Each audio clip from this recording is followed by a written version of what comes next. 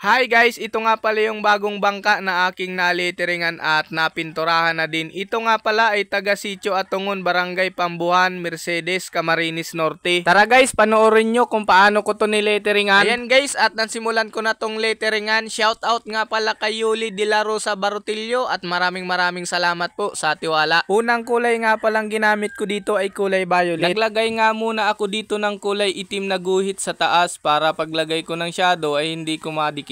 Naglagay na din nga pala ako dito ng kulay dilaw sa panggilid ng letra para mas umangat pa yung kulay na violet. Dito naman guys sa parting ito ay nilagyan na din ng kulay pulang pintura sa ibaba.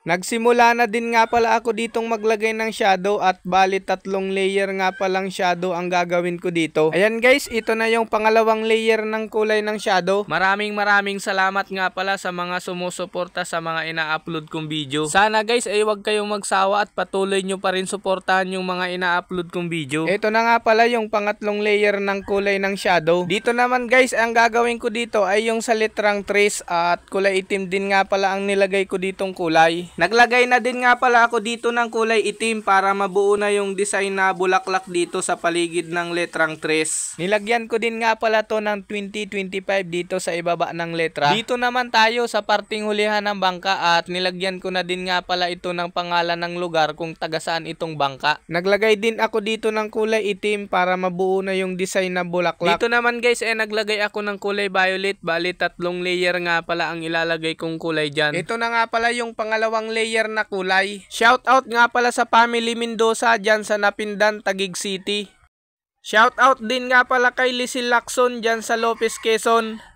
Shout out din nga pala kay Tia Janet Balmasida dyan sa Mandao. Ito na nga pala yung pangatlong layer na kulay. Nilagyan ko din nga palang light colors na violet dito sa paligid ng letrang tres. Dito naman guys sa number 2 ay nilagyan ko nga pala ng kulay dilaw sa paligid. Dito naman guys naglagay ako ng kulay itim para mabuo na yung design papunta sa pigkabilang dulo ng bangka. Dito naman ay naglagay ako ng kulay puti sa bawat layer ng kulay violet para mas umangat pa yung kulay.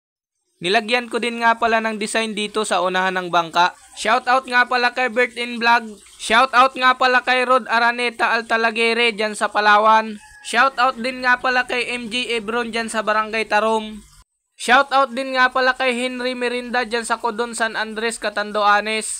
Shoutout din nga pala kay Redin de los Reyes dyan sa Santa Rosa, Buunot. Shoutout din nga pala kay Gutierrez Remigilla Vlog dyan sa Halahala, Rizal. Shoutout din nga pala kay Rico Panuelos dyan sa Cainta, Rizal. Shoutout din nga pala kay Yonami de los Santos dyan sa Dapdap, Calawag, Quezon. Shoutout nga pala kay Cho Andes dyan sa Magallanes, Sorsogon. Shoutout nga pala kay Jupiter Maritana. Shoutout din kay Remart Dading dyan sa Siargao. Shoutout nga pala kay Nilda Buna dyan sa Aruganga, Dolores, Samar. Shoutout din kay Bernie Nacario Custodio. Ayan guys, tapos na at maraming salamat po sa panonood.